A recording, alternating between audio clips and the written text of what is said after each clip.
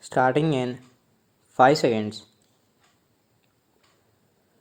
That does not mean that I dislike language being a very important matter in our administration or education or culture. I recognize that the language of the people is a vital matter for their development, whether it is education, administration, or any other matter. But there is a distinction between developing the language to the fullest extent and this passion for building up a wall around a linguistic area and calling it a border.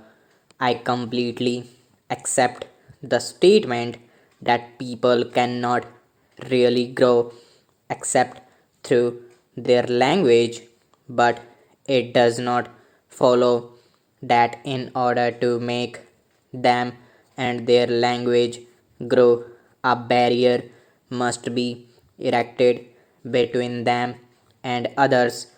The various languages areas in India represent the development of history through the ages, but drawing a hard and fast line between two areas is, I think, carrying it too far. As a matter of fact, it does just does not matter where you draw your line. If you judge a border purely from the linguistic point of view, you will be going against the wishes of many people. Invariably, there are bilingual areas. As long as you cannot prevent people of one state from going to another, there will always be bilingual areas. Are you going to stop contrary to the dictates of the Constitution, the movement of workers, or of other people from one state to another? You cannot. Therefore, whatever fixed line you may draw, people on one side may be attracted to the other and move there and thus change the linguistic composition of the state or of the border area. Are we going to sit down every few years and say the language ratio of this particular tehsil or taluk has changed and therefore it should be taken out of this state and put it another? You must realize that while there are clearly marked linguistic reasons, there are also bilingual areas and even trilingual areas between two such reasons, and wherever you may draw your line, you justice to one group and injustice to another. From the language point of view, good reason, good logic, and good argument can be found for each side of every case. This is the difficulty. If there was logic only on one side, we could decide easily, but there is logic on both sides, and the two logics conflict and the same to be balanced. You may balance them and say that one argument is stronger than the other, but generally, if the case of one side appears better, the case of the other side seems pretty good too.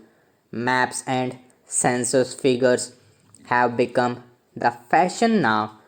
Are we to weigh in a balance how many individuals speak one language and how many speak another, it will lead to all kinds of fantastic situation.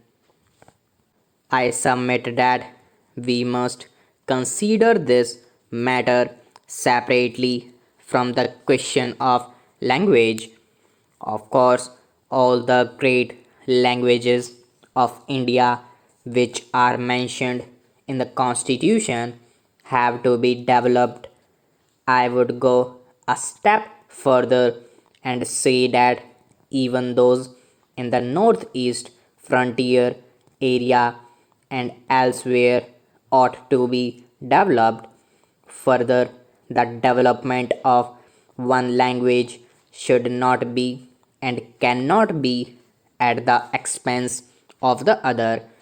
I am convinced that the development of any one of the great languages of India helps the development of the other languages. It is my privilege, however unworthy I might be, of being the president of the Sahitya Academy, started a year or two ago, where we deal with all the languages of India and try to encourage them. The more we discuss these matters, the more we see that encouragement, development, and growth of one language result in advantage to the other Indian languages also. Going one more step, I would say that the knowledge of a foreign language helps the growth of an Indian language.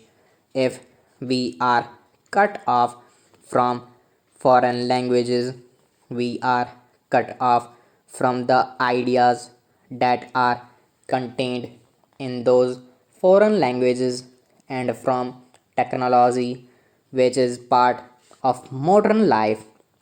Therefore, let us not think of excluding a language. Quite frankly, I do not understand the way some people are afraid of the Urdu language. I am proud to speak Urdu and I hope to continue to speak Urdu.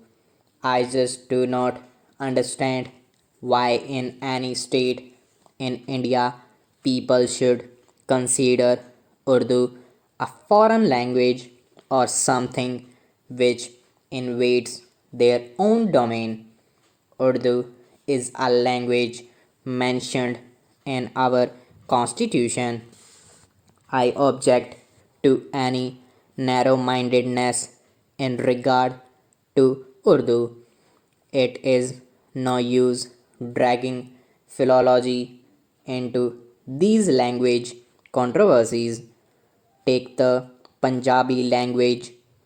We have heard learned arguments about the origin of Punjabi and the Gurumukhi script and how far it is connected with Hindi and so on, as if the source was of paramount significance. What matters is what people do today. Let scholars go into the past of Gurumukhi and Hindi. If people in the Punjab or elsewhere wish to use it, let them use. Stop.